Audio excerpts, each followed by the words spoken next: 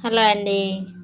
ఇక నేనైతే గోంగూర పచ్చడి చేస్తాను. ఇవాళ చాలా రోజులకు గోంగూర దొరికింది నాకైతే. సంవత్సరం కంటే ఎక్కువ అవుతుంది నేను గోంగూర పచ్చడి చెయ్యక. దొరుకుతలేదు గోంగూర, కొనుక్కుందామన్నా దొరుకుతలేదు.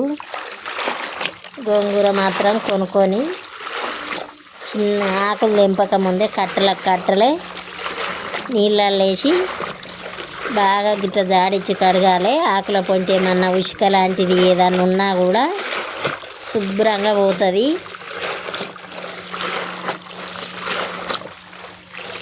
నేను మాత్రం ఇట్లా చేసి